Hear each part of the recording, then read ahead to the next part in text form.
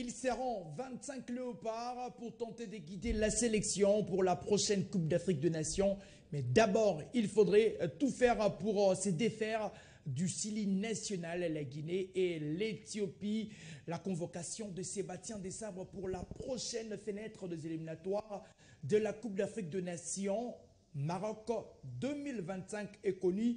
C'est un plaisir de vous retrouver pour ces derniers lundis, ces derniers numéros d'ailleurs du mois d'août des Sports Plus. Nos fidèles de fidèles, merci. Votre fidélité nous honore. Ils sont pour l'instant dans un box-to-box. Deux éminents débatteurs avec qui nous allons parler de différentes thématiques. Je vais vous révéler juste après leur présentation. Donc Jess, lui là, l'un de mes coups de cœur. Bonsoir et bienvenue. Bonsoir Cédric, bonsoir à tous les téléspectateurs. C'est toujours un plaisir de venir sur ces plateaux afin de parler sport. Finalement, ça fera 3 lundis d'affilée. C'est un record. Vous méritez certainement un trophée. Bonsoir et bienvenue Danilo. Bonsoir et merci Cédric. C'est un plaisir de vous avoir. Certainement, on va palabrer autour de 2 grandes thématiques où nous allons aussi avoir quelques points à épingler. On va d'abord débuter certainement avec la formation de l'AS Maniema Union et sa première devant la formation de Platinum. Les unionistes ont réussi, c'était laborieux pour cette formation de Papi Kimoto. Mais ben voilà, les plus durs restent à faire. On va évoquer le léopard de la RDC avec cette convocation de 25 joueurs pour la prochaine trêve internationale. On va palabrer autour de ça, mais voilà, cette première information, on va débuter certainement avec cette signature officielle. La Ligue nationale de football, le championnat de la première division de la RDC a un partenaire. Monsieur, on ne peut que débuter par là en quelques secondes. Une très bonne nouvelle, finalement. C'était prévisible après la prise de ces partenariats à la phase de playoff. Ça sera 1 an officiel avec ce nouveau partenaire. Ouais, comme on l'évoquait déjà ici les lundis passés, les papiers, tout était déjà OK. Il ne manquait que cette signature officielle du contrat. C'est des bons augures pour le football congolais, mais les seuls bémols, c'est vraiment, je dirais, un contrat très court parce qu'on ne peut pas bâtir quelque chose de sérieux avec un contrat d'une année. J'espère qu'il sera renouvelé, comme on dit, ce sera renouvelable. On espère vraiment que ce sera un long contrat pour permettre de bâtir un vrai projet et pouvoir faire rayonner le football de la RDC. C'est vrai qu'on ne peut pas certainement bâtir sur quelque chose dont on n'a pas beaucoup d'assurance. Mais ben voilà, il est venu. C'était une expérience lors de la phase des playoffs. Cette fois-ci, c'est officiel. 1 an. On retient quoi? 1 an ou on retient le nouveau partenaire? Bon, il est le nouveau partenaire. D'entrée, je ne voulais pas être l'oiseau de malheur oui, pour ces partenariats entre la Lina Foot et Illico. Je ne sais pas s'il fallait close en tout cas, citer le partenaire. Bon, enfin, le partenaire. Oui. Et les 6 mois passés était pour moi, à mon avis, une phase expérimentale. Une sorte d'expérimenter le marché. C'était pas d'ailleurs 6 mois, la phase des playoffs n'a pas vraiment fait 6 mois. Voilà, ce n'était même pas 6 mois. Oui. Et là, ça s'explique le 1 année, donc les temps de voir certains détails. Comme c'est renouvelable, je pense bien ça pourrait aller un peu plus long. Si l'autre partenaire a fait plus de 5 ans, je vois bien le nouveau, pourquoi pas faire 10 années et faire un long feu pendant le cours de championnat. Plus de détails certainement après une conférence de presse que nos amis vont organiser entre la Lina Foot, la FECOFA et ses nouveaux partenaires pour en savoir un peu plus sur les détails notamment de la caution qui sera déboursée. Certainement le partenaire parlera de ses avantages, pourquoi il a opté pour ces championnats. Quand on sait, on va en reparler. Je reste avec vous, Danilo. Toute l'AS Maniema Union. Ça fait peur. 0 but partout en aller, 0 but partout en retour. On aura d'ailleurs les images en illustration. Il fallait attendre 90 minutes pour évoquer ces errances offensives. Mais tout n'a pas été réglé. Quelques occasions manquées. Ben voilà, la chance était peut-être au rendez-vous. Oui, ça s'expliquait. Moi, je ne voyais pas une équipe, je pense, l'autre fois, je l'ai évoqué, une équipe des Maniema Union aussi vite en forme. D'autant plus qu'il y avait carrément pas de championnat. Il fallait se chercher 2-3 matchs amicaux pour aller au niveau de la Zambie pour aller chercher ces points, ces matchs nuls. Et à Kinshasa, le 1 but, peut-être, ça pouvait être mieux pour Maniema Union, mais malheureusement, il n'y avait pas encore, je dirais, d'automatisme. Les attaquants ne se trouvaient presque pas. Et le plus dur est fait. Maniema Union est qualifié. Maintenant, il faudrait, je pense, penser au prochain adversaire qui est Petro. On l'a évoqué récemment. Un gros morceau pour Maniema Union. Bon, Don Jess disait l'autre fois que Maniema Union n'a rien à perdre. À ces niveaux, ça sera bon. Mais après, il faudrait jouer son va-tout et espérer une qualification pour Maniema. Que de ratés sur l'ensemble de cette rencontre pour la formation de l'AS Maniema Union, porté de mettre en attaque par Jefte Kitambala. De l'autre côté, nous avons vu aussi Rachidi Moussinga, AG Basquiat. Finalement, ils n'ont pas pu trouver le chemin défilé. La séance fatidique des tirs au but. Et cette séance a permis à Maniema Union de se hisser au prochain tour. Bon, après, on va dire que l'essentiel, c'est de pouvoir se qualifier pour la phase suivante. Dans les contenus, ça n'a pas été affamé, mais en tout cas, le football, c'est un sport où seul le résultat compte, parfois peu importe la manière. Mais il y a eu une avalanche d'occasions pour la formation de l'AS Maniema Union. C'est ce que je voulais dire tout de suite là, c'est que je ne suis pas d'accord quand on veut dire que Maniema Union n'a pas encore d'automatisme. Il faut quand même dire que c'est pratiquement à 80% près l'ossature qui a failli remporter les sacres de la dernière Ligue nationale de football. C'est quand même une équipe avec des joueurs qui se connaissent déjà. Mais le vrai problème, je crois vraiment qu'au-delà, c'est peut-être que Maniema Union a joué de la malchance, mais après, ça commence à inquiéter puisque apparemment avec Maniema Union, les années se succèdent et elles se ressemblent. Maniema Union a du mal à déployer son vrai football à domicile. C'était compliqué pour cette formation. La séance des tirs au but a permis à la formation de Maniema Union de la emporter. On va d'abord écouter, après ces illustrations, on va écouter le coach de cette formation, Papi Kimoto Okitankoi, très satisfait du résultat. Mais voilà, le reste, il faudrait certainement bonifier beaucoup de choses pour la suite parce que c'est un géant qui va se pointer pour les prochains tours. On l'écoute. Je suis très satisfait qu'on ait qualifié. Et comme j'ai dit hier lors de notre point de presse, qu'on allait tout donner. On l'a fait aujourd'hui. On a loupé pas mal d'occasions et des opportunités pour marquer. Casser la Etienne, on est qualifié. On est content. On va prendre le temps de savourer cette qualification. Et après des jours, on doit se remettre au travail parce que on a encore un match à jouer. Non, pas du tout. Moi, j'ai vu, il y a eu quand même des 2000 facilement ou 3000 personnes au stade qui nous soutenaient. Et depuis on savait de toute façon qu'on ne joue pas à la maison, on va jouer à Kinshasa et que tous nos supporters sont restés à Kindu. Donc jouer dans un stade vide, ça nous gêne pas. D'ailleurs, je l'ai dit déjà qu'on est des compétiteurs. On va jouer avec ou sans soutien de nos supporters, on va tout donner sur le terrain et c'est ce qu'on a fait aujourd'hui. Voilà, on est content. Vous savez, une séance de tir au but, c'est le mental. Hein. Il fallait essayer de donner l'impression que tout va bien et que tu contrôles la situation. Et dès lors, j'ai vu qu'on n'arrivait plus à marquer, on n'avait plus de J et que l'adversaire n'attaquait plus.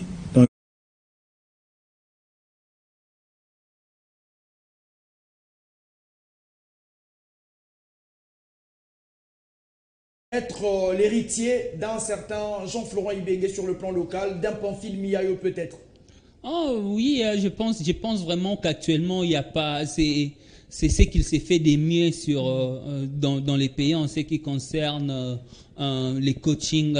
Et Papi Kimoto, c'est quelqu'un qui n'a pas brûlé les étapes, qui s'est forgé son caractère, son style de jeu, son CV, je vais dire comme ça, avec toutes les échelons qu'il a su gravir les unes après les autres. C'est qu'on peut vraiment, en tout cas, ce que j'aime aussi, c'est son côté communication. Ça rappelle vraiment un certain Jean-Flora Ibenge qui était un grand client pour les médias, et Papi Kimoto sait comment s'y prendre, et ça se répercute même sur son équipe. On sait voir que c'est un entraîneur qui est vraiment aimé par ses joueurs, et je crois que la fibre émotionnelle, c'est quelque chose qui marche très fort dans les footballs. Papi Kimoto, Kitankoy, on a connu Jean-Florent Ibenge qui a fait la pluie et les bons temps du côté de l'ASV Club, Miayo Kazembe d'ailleurs, qui est le seul entraîneur congolais à gagner avec la formation du TP Mazembe, à moins que je ne me trompe.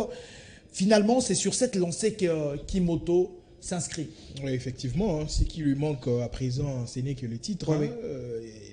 Il est là en termes de philosophie, j'aime son profil, en termes de ce qu'il dégage. Hein, la rage de vaincre. La rage de vaincre, c'est très exactement ce que Florent Ibenge a présenté depuis plusieurs années en tête de la formation de l'AS Vita Club comme sélectionnaire au niveau local à prime, et ensuite avec les seniors. Je crois qu'avec Kimoto, il faudrait un tout petit peu rester patient, mais le profil est vraiment intéressant. Le prochain match de la formation de l'AS Maniema Union, c'est contre la formation de Petro d'Angola. C'est le week-end du 13 au 15. Et d'ailleurs, au cours de ces mêmes week-ends, les autres clubs congolais vont entrer en danse. On va certainement vous donner toutes ces affiches lors de nos prochaines émissions. Ils seront certainement à 4 côté congolais, on espère. Et d'ailleurs, c'est la dernière ligne. Si tous ces clubs s'est qualifiés, ils vont jouer la phase des groupes, et chacune de ces équipes va obtenir un gain. D'ailleurs, Maniema Union qui aura déjà 50 000 $ après cette phase.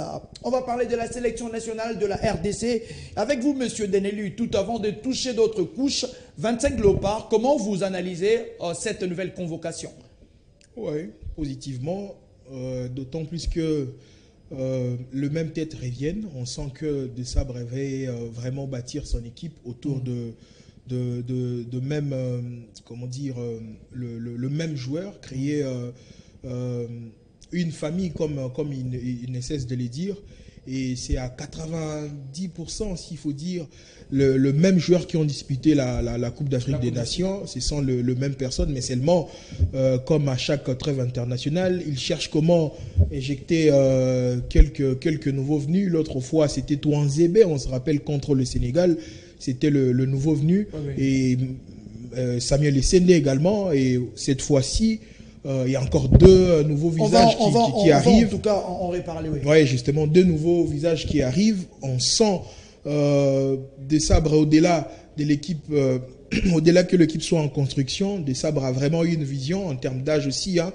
Les deux nouveaux joueurs qui débarquent déjà, Mboukou qui a 22 ans, 23 ans pratiquement. Il y a encore Noah Sadi qui va être valide pour jouer contre l'Éthiopie et la Guinée. Il a moins de 20 ans, il faut le signaler.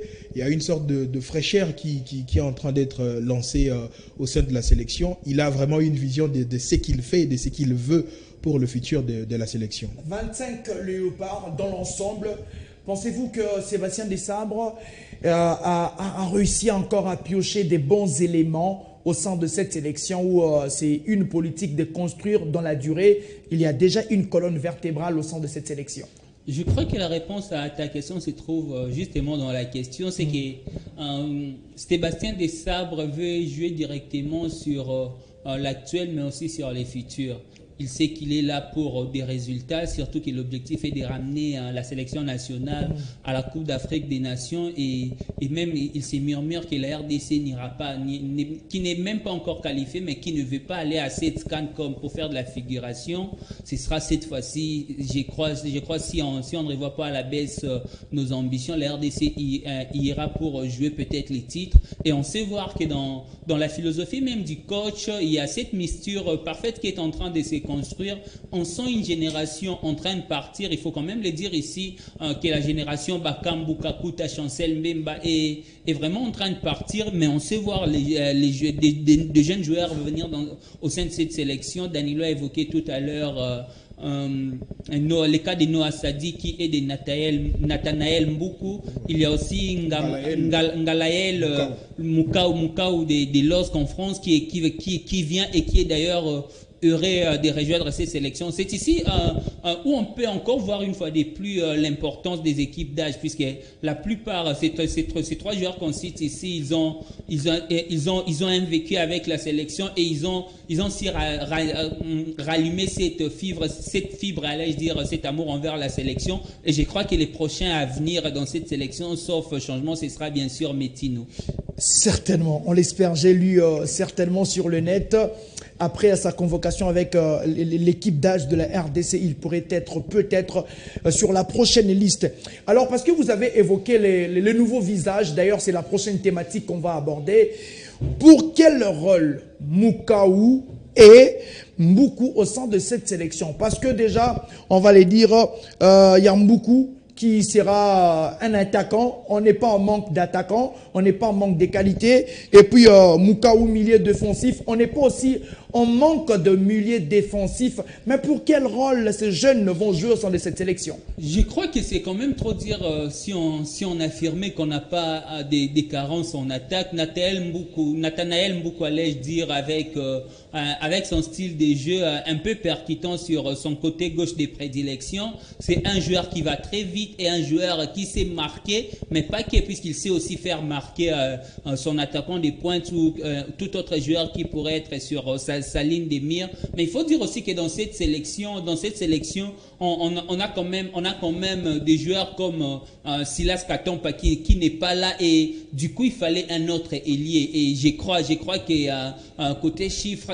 il pourra bien être là pour apprendre, mais aussi pour pouvoir donner ce qu'il sait faire. Dans les cas de Ngalaël, je suis arrivé. Oui. Dans les cas de Mukau, c'est vraiment un style qui nous manque depuis un temps, pas au sein de l'effectif. Un style à la Kamavinga.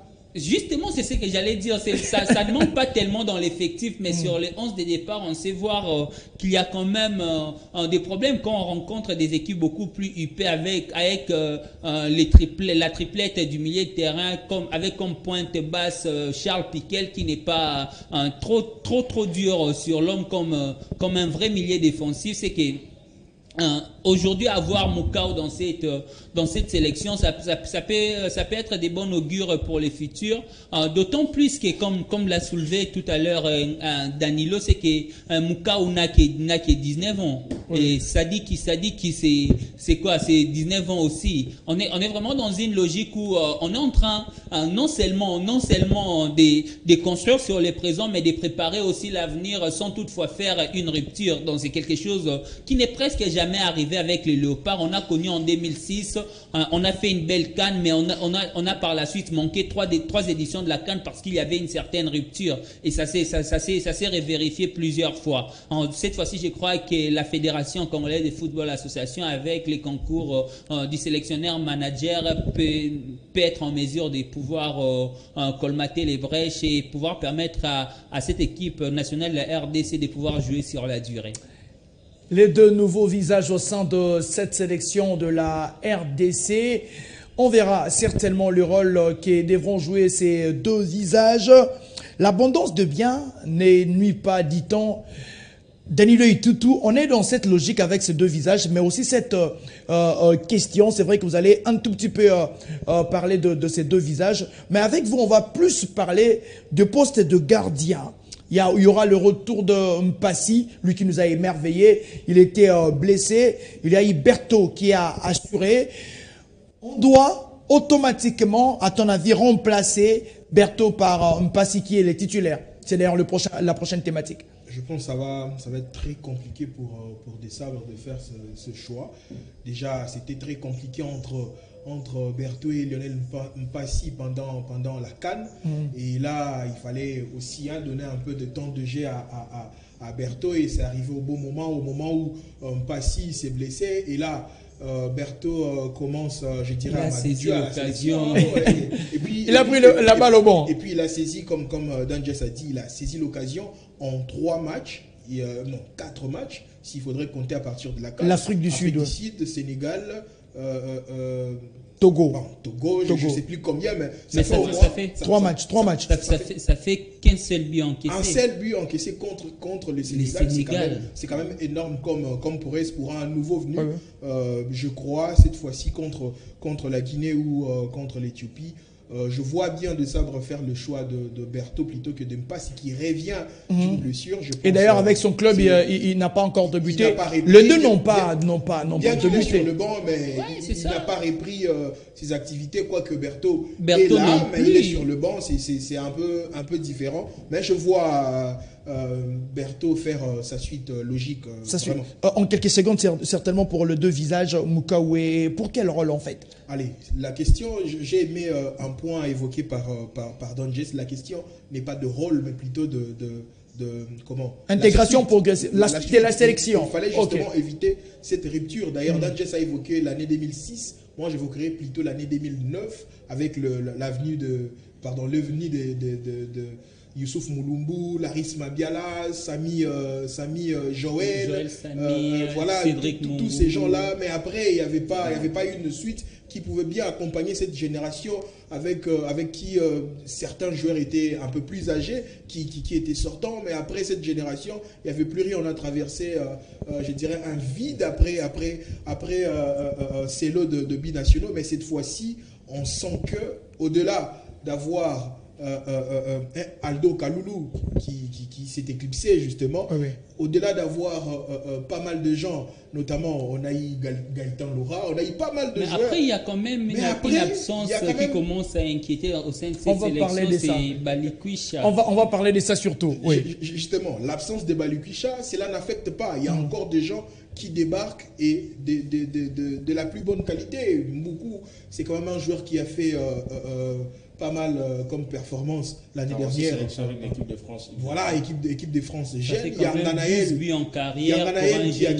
qui a été énorme en Pro League belge. Il y a aussi Sadik qui a été énorme en Pro League. D'ailleurs, on ne le présente plus. D'ailleurs, on signale convoité par Lyon. Dans les prochaines heures à l'OL, et voir ces gens rejoindre la sélection nationale, c'est quand même énorme. Et je pense que cette rupture, on ne l'aura plus jamais au sein de la sélection.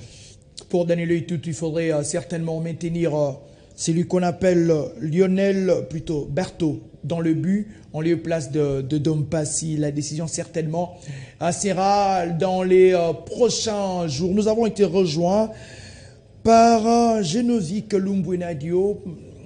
Monsieur, bienvenue. Cette question à vous aussi, vous allez certainement ramasser quelques analyses. Il y a Mpassi, il y a aussi Bertho, mais ma question va plus être orientée vers le patron de cette défense, Chancel Mbemba Mangoulou, qui n'a pas de temps de jeu. L'Internet s'est un tout petit peu enflammé sur sa présence. Et ben voilà, on dira pourquoi prendre Chancel Mbemba. Est-ce qu'il aura le mental? Cependant, avec tous ces problèmes parmi les lofts, la convocation de Chancel Mbemba comme un guide spirituel au sein de cette sélection. Bon, pas guide spirituel, c'est déjà le capitaine de l'équipe nationale, donc ce sera pour nous injuste de ne pas compter sur Chancel Mbemba dans le rang de l'équipe nationale. Donc tout naturellement, avec son vécu et tout ce qu'il a fait, de voir que Chancel Mbemba soit repris parmi les sélectionnés chez les Sabres. Et donc l'internet va parler bien sûr, mais l'internet n'a pas le droit de fustiger la présence de Mbemba parce que c'est une courte période qui certainement va passer. C'est une histoire qui a lieu entre lui et son club. Ça ne marche pas depuis un temps. Je ne crois pas que ça a affecté aussi sa capacité de leadership ou soit ses valeurs intrinsèques sur le terrain. Je crois qu'il va répondre normalement. Donc Chancel Mbemba, sa présence est logique. C'est un capitaine avec 84 sélections. Il a ce record. C'est le joueur le plus régulier de ces 7 dernières années avec l'équipe nationale. Donc, mais il faut dire qu'il n'est pas le seul à manquer du temps déjà dans cette sélection. Il n'est pas aussi le seul. Il y a Samuel Moutoussamy qui est là. Il y a aussi Simon Bonza qui est presque dans le même papier. Enoch Inonga non plus. Moutoussamy, il a repris. Moutoussamy, il a repris. Il s'entraîne, oui. Mais après, c'est après un très long moment d'arrêt. Donc, ce sont des excuses qui peuvent toutefois compléter la situation de Mbemba, qui du reste vit ça pendant la période de pré-saison. Donc je me dis aussi que de ça, on va composer avec lui, c'est normal. Impérativement, on ne peut pas s'en passer. On ne peut pas s'en passer parce que le leadership de Mbemba, son jeu de décrochage, sa capacité d'aérer la défense sera très important dans cette sélection contre le match face à la Guinée, naturellement. Il y aura aussi l'Éthiopie qui viendra par après. Et donc, si je dois aussi participer à la présence de Mukaou et Mboukou, je crois que ça tombe à pic, surtout pour affirmer ou soit pour souffler en fait un nouveau vent dans le sens de la pépinière des équipes nationales U20. Je dirais ici qu'aujourd'hui la RDC peut compter avec sa sélection nationale de réserve, c'est que Mboukou avait joué avec l'équipe nationale U20, bon c'est pas vraiment U20, c'est U21 à l'époque en 2023, lors du stade de Rotterdam. Il était là avec Gangaï Mukaou, ils ont fait 2 stages, d'ailleurs Mukaou a fait 2 stages, il était avec l'équipe à Rotterdam, après en Tunisie, et donc ça se voit que le travail qui est fait du Bukassa ensemble avec son staff technique produit vraiment le résultat. Aujourd'hui on peut charmer les jeunes binationaux à temps et le convaincre, mettre dans une boîte pour que par après ça suit logiquement. Aujourd'hui Danjes a parlé du cas des générations spontanées, il a parlé de rupture, Danilo l'a dit aussi, mais je crois que pour aujourd'hui, si on doit parler de cette compensation-là dans le temps, je crois que ça viendra avec une régularité avec une équipe nationale U20 au point. Et donc c'est important de saluer cette complémentarité. Moi je vais en tout cas dans cette logique-là. Je reste avec vous pour évoquer, Danjes a ouvert une parenthèse, c'est vrai qu'on va parler de ça. Il y a Gaël Kakuta, 35 ans, au sein de cette sélection de la part de la RDC qui va évoluer du côté de l'Iran. C'est une nouvelle destination pour ces joueurs. Mais plusieurs pensent aussi que Gaël Kakuta pouvait se reposer et laisser place peut-être à un Balukisha. Bon, le cas de Gaël est complexe. Je crois que Gaël ne vient plus pour être titulaire comme tel, parce que quand vous voyez... Mais après, il y a qui à côté? Son dernier match, moi je parle de son dernier match contre le Togo, c'était vraiment soporifique, à la limite. C'était du n'importe quoi, excusez-moi pour ça, parce que Gaël a fait un match mi-figue, mi-raisin. Défensivement, il n'apporte rien. Offensivement, il n'a jamais apporté quelque chose défensivement. Il s'est fait bouffer par Marouf Tchakei. D'ailleurs, même à l'image de tout le milieu de terrain, parce que Piquel, Moutoussamy était presque dans le même train. Et je dis qu'actuellement, les sabres ont mis sur lui parce qu'il n'a pas vraiment trouvé les remplaçants valables. On parle du cas Balukoucha, bien sûr, ça spécule jusqu'à présent. Le sélectionneur ne s'est pas encore prononcé à son sujet.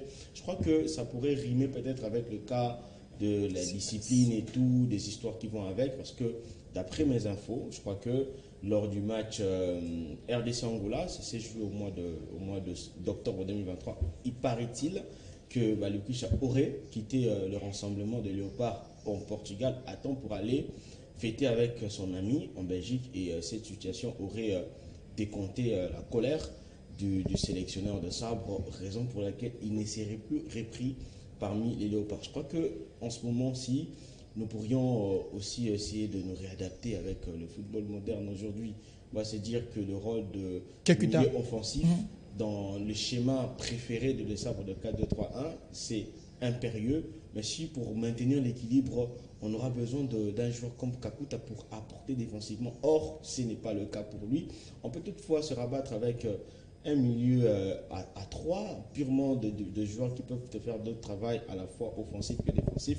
C'est important. Aujourd'hui, il y a Edoka Aimé qui est tout feu tout flamme. Il peut venir là pour travailler ensemble avec. Et surtout à Watford, il fait numéro 10. En fait, je suis d'accord de dire aujourd'hui que Kakuta, je ne sais pas, il peut toujours nous surprendre, mais je crois que il a fait son temps. Kakuta a prouvé de quoi il était capable, que ce soit en club ou en sélection. C'est un joueur qui à un certain moment de sa carrière a été désigné comme successeur de Zinedine Zidane. C'est vraiment un joueur qui a Et on l'évoque peut-être pas, c'est parmi les rares joueurs congolais qui ont, bien qui n'a pas porté la médaille, mais qui ont quand même vu de près les trophées de la Ligue des Champions avec Chelsea.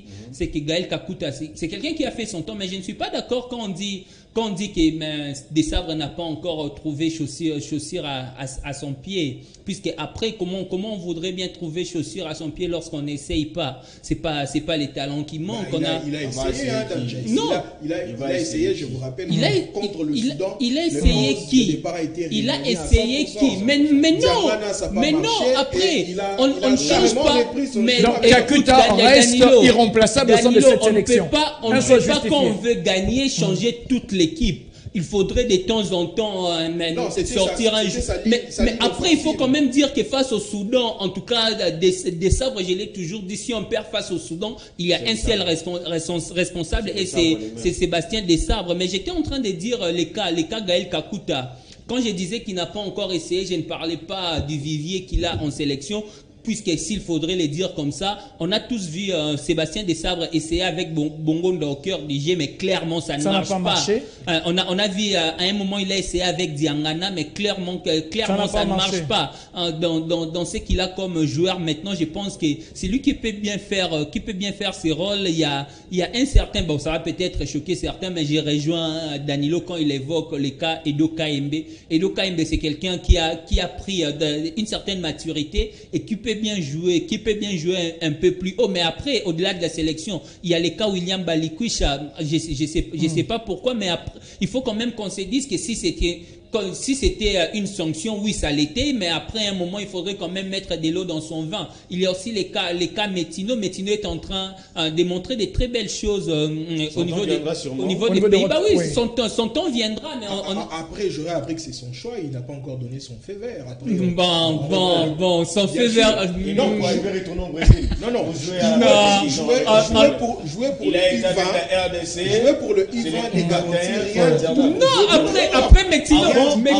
S'il vous plaît, monsieur.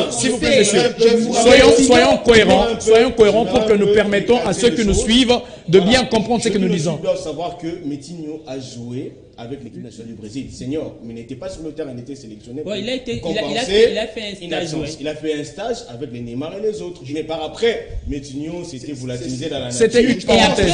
S'il vous plaît, les dégringolades et après, il a. Mais il faut que soyons sérieux avec. Je vous reviens. Oui. Justement, c'est ce que j'ai dit. Jouer dans le U20 n'est garanti nullement son choix. S'il vous plaît. Oui, je suis d'accord. Soyons cohérents pour permettre à ceux qui nous suivent de bien nous suivre. S'il vous plaît, je vous reviens. Allez-y, Danilo. Là, je continue avec mon idée de départ. Malheureusement, Danges m'a fait perdre. Allez-y, oui. Bon, allons-y. Je disais, le fait de jouer pour le U20 n'est garanti nullement son choix définitif. On est d'accord. Je vous rappelle d'ailleurs, il n'y a pas très longtemps, il y a Dodi Lukeba qui a fait même la sélection de passer aux aveux. Il est arrivé au sein de la sélection. Chez les A d'ailleurs, il était là pour avoir un autre statut, pour bénéficier d'un transfert. Il y a un aspect qu'on ignore tous ici. Vous savez, le fait déjà de prendre la nationalité congolaise définitive, je parle de la nationalité définitive, vous faites le choix d'être léopard définitivement, parce qu'aujourd'hui, j'ai doute fort que de sa nationalité sportive, Metino ait fait le choix définitif de la RDC. Qu'est-ce que je veux dire par là? Le fait de choisir la RDC n'est pas un choix facile, déjà en termes de contrats dans le futur. C'est très compliqué pour les jeunes. C'est oui et c'est non. J'arrive. Et à 19 ans, tous ces jeunes essaient un peu de réfléchir à deux fois. Bon, je suis là dans le I20, mais je vois comment les choses vont évoluer. Mais si on n'est qu'au PSV Eindhoven, il a encore toutes ces années devant. En Rotterdam. Spartak Rotterdam, il a encore plusieurs années devant. Donc là, mais après, s'il vous plaît, je voudrais qu'on se comprenne en tout cas. Il peut jouer à un jeu où il est là, mais il n'est pas là. On finit avec ce sujet. En tout cas, je suis pas d'accord quand on dit que Metino hésiterait encore pour la sélection. S'il faut être sérieux avec nous-mêmes et cohérent avec nous-mêmes,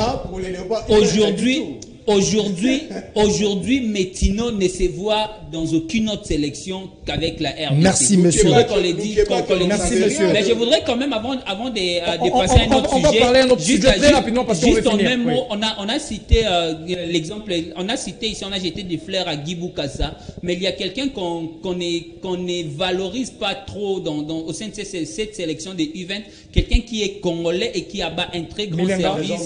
Je cite Trésor Milenga. En tout cas, c'est quelqu'un qui sait dénicher les talents. Voilà, on espère qu'on aura Trésor Milenga ici à Kinshasa. Alors messieurs, on va parler du trio d'attaque de cette sélection. Je débute avec vous parce qu'on est en train de finir. On va parler de ce sujet 5 minutes et puis on va finir.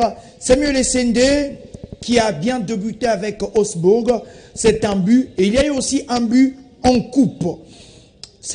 Wissa, buteur, passeur, mais ils ont perdu contre Liverpool. Kalala, finalement, c'est lui. Faudrait-il faire avec ces trios? Bon, le trio d'attaque, je crois que ça va aussi se chambouler dans le temps parce que vous verrez que Théo Bongonda sera préféré en lieu de place d'Mboukou. Desabre restera en tout cas égal à lui-même. Je crois que dans l'axe, et c'est un départ favori pour trouver ce poste. S'il vous plaît, Moukao, il parle de Moukao. Mboukou plutôt, il parle de Mboukou. On a quand même Wissa et Meshake. S'il vous plaît, je vais vous revenir. S'il vous plaît, Dangès. Il y a une variation entre les deux. Vous n'allez pas dire le contraire. Vous verrez que dans la CAN, ça jouait entre Meshake, de Bongonda et ça chamboulait. Donc je dis que déjà, Meshake, je dois vous rappeler qu'il est souffrant maintenant. Mais c'est pas. S'il vous plaît, Dangès, j'aimerais en tout cas qu'on soit très fluide pour permettre aux autres de comprendre. Bongonda viendra déjà favori parce qu'il est en jambes. Donc je vois Wissa, naturellement, Essende et Bongonda former des trios d'attaque. Maé deviendra avec son statut favori. Ça lui convient, c'est statut de joker. Ça produit toujours les. Quoi qu'il est titulaire avec Pyramide. Avec Pyramide, mais en RDC, des fois, quand il est titularisé, vous verrez que ces matchs, comme titulaire, n'ont rien produit. Face à, je crois, face à la Tanzanie, ça n'a donné rien. C'était aussi face à l'Ouganda, le même cas. Et donc aujourd'hui, on doit repartir avec cette fougue, avec cette grinta, cette énergie-là, du second souffle qu'apporte Maïe. Monsieur Dangès, Samuel Essende, le Congolais aimerait certainement voir ce monsieur marquer son premier but en sélection. Kalala Maïe, les jokers de la République, et puis Wissa. Je cite ces joueurs parce que ce sont les 3 joueurs qui ont bien débuté la saison. Mais vous oubliez quand même que dans la philosophie des sabres, après Bakambu, c'est Banza. Il faut quand même qu'on les dise comme ça. Il n'a pas encore joué. Il n'a pas encore joué. Il nous a prouvé le contraire. Non, Banza n'était pas disponible. Banza n'était pas disponible, voilà pourquoi il ne joue pas. Et je crois, en tout cas, on sait voir que, je vais le dire comme ça, ça peut sonner très mal, mais je crois que c'est dans les bons sens. On sait voir qu'avec, pour défendre ses méthodes, Sébastien Desabre sait être têtu. Donc, il mettra Essende. Je crois, en tout cas, je ne sais pas, il peut nous surprendre, mais s'il faudrait une attaque à 3, je vois bien Simon Banza commencer à la pointe de l'attaque, puisqu'il faut le dire ici. Les styles de jeu que propose Sébastien Desabre avec cette sélection, c'est pas un style de jeu de déviation. C'est un style de jeu qui veut qu'on ait un attaquant qui sait bien manier les ballons. Et aujourd'hui, je crois qu'à l'absence de Bakambu, c'est Simon Banza. Et pas que, qui sait aussi se placer en point de fixation pour attirer. Oui, c'est ça. Donc Simon Banza a toutes les qualités. Le même jeu aussi avec il a fait contre mais on sait quand même voir. Il a fait fatiguer Koulibaly pour permettre à Kalala. Tout à fait. Mais on sait quand même voir les carences qu'il a. Balle au pied, je vous rappelle que c'est... Non. S'il vous plaît, Geneviève. Je ne parle pas de conservation. Il sait très bien conserver sa balle. Techniquement, c'est très moins. Et revoyez les matchs face au Sénégal. Il fait au moins 10 passes manquées, dont un conduit au but sénégalais. Voilà, merci. Samuel Essende, c'est vrai, vous l'avez dit, mais quand on regarde ces buts à l'avant de Percy, est-ce qu'il faudrait appeler Moukao Kouamale pour nous faire ces centres-là magistrales? Voyez-vous ces trios être utilisés par Sébastien Desabre? Le trio, vous parlez de Essendé, Kalala, Wissa. Les trois joueurs qui sont en forme ces temps. Déjà, mettre un trio où on voit deux avant-centres. Trois même. Puisque Wissa aussi, c'est un avant-centre. Oui, mais de formation. Mais dans son club, il ne joue pas ailier, il joue attaquant. Ils font un 4-4-2 avec Mbembo. Très souvent avec la RDC, on l'a toujours fait jouer comme ailier. Oui. Une fois, on l'a fait jouer en point d'attaque, je ne sais plus. Je pense c'était vraiment catastrophique. Je ne pense pas que les Sabres va reprendre le même erreur en mettant Wissa comme avant-centre. Déjà, s'il faut mettre un trio où on voit Essendé et Fiston Maele sur une même liste, c'est déjà très compliqué. Donc entre les deux, il faudrait déjà faire un choix. Soit Banza qui pointe, soit c'est Essendé qui pointe. Et avec ce qu'on voit actuellement, Banza qui est je dirais, qui n'a pas encore joué, qui n'est pas en confiance aussi. En confiance aussi avec Chancel Mbemba n'est pas non plus en confiance. Chancel Mbemba n'est pas Banza. Là, je discute maintenant sur le place des. Allez-y, on va finir par là. S'il vous plaît. Qui peut être titulaire. Déjà avec Mbemba, c'est un peu différent parce que s'il faudra enlever Mbemba, qui mettre à sa place Chiri, je ne pense pas. Mbemba, c'est un peu différent de Banza. Non, en fait, je sais que c'est différent, mais je suis plutôt contre les faits qu'on brandisse ici, les faits qui n'est pas. Qui n'aille pas les terrains de jeu. Tous les trois d'ailleurs, Essendé, Kalala, Wissa. Et Kalala, je pense, Maele, viennent tous, je dirais, un peu apprendre, même si Kalala fait quand même pas mal de choses. En sélection, il n'a pas un grand vécu comme titulaire. S'il faut en tout cas, il a un vécu comme joker. S'il vous plaît. Non, mais c'est pour quel rôle? Attendez. S'il vous plaît. Attendez, monsieur, je vous réponds. Il joue quel rôle? C'est en joker. C'est en joker et non en vrai. Finissez-en, s'il vous plaît. Donc, s'il vous plaît, finissez-en. On finit par là. Il ne reste que 10 secondes. S'il vient pour apprendre, je vois mal ces cas être comparé avec un Mbemba qui a 84 sélections, le joueur le plus régulier. Donc, c'était d'ailleurs pas ça le débat. On finit par, Le débat, je parle de le choix entre Essendé, Kalala, Wissa, Maele ou encore Banza. Je vois bien Samuel Essendé, au vu de ses performances actuellement, être préféré de Kalala et Simon Banza qui peinent jusque-là de retrouver le terrain. Merci à vous, messieurs. On aurait aussi voulu évoquer les cas Silas Katompa, mais permettez-moi seulement de faire 15 secondes sur ces cas parce qu'on finit par là. Katompa, ça commence à faire jaser. Ces messieurs désavouent la sélection. En 10 secondes, on finit par là. Je crois que je le dirais comme ça, c'est très bien fait pour lui puisqu'on ne peut pas snober la sélection pour des convenances personnelles. La sélection est à Kinshasa. Toi, quelques temps après, on te voit à Kinshasa pavaner partout. Non, pendant la même période. Justement, pendant la même période. En tout cas, c'est pas un respect pour les drapeaux nationaux. Combien de joueurs, j'aime bien Cédric Bakambu qui les rappelle très souvent, quand on est en sélection, on représente les 80 millions de Congolais. Monsieur Silas Katompa, c'est fini en sélection. Bon, c'est lui qui désavoue ou c'est la sélection qui les désavoue? La sélection ne les désavoue pas, c'est les sélectionneurs qui frappent fort et c'est important pour la discipline, surtout pour véhiculer un message du respect du à tout le monde, à tout le joueur. Ça a été le cas avec William et c'est le cas aussi avec lui. Je crois que les Sabres doivent continuer. Après, je n'essaie de confirmer le cas Silas, encore moins William, mais je pense on est au conditionnel en tout cas. Je pense bien, on aura Sébastien Desabre en conférence. Déjà demain, notre confrère Mboua nous a promis qu'il va nous donner des révélations. Allez, on attend. Merci, monsieur, pour vos différentes analyses. On a parlé de 2 sujets, mais avec beaucoup de révélations de la part de nos amis. On se retrouve très incessamment avec le même plaisir.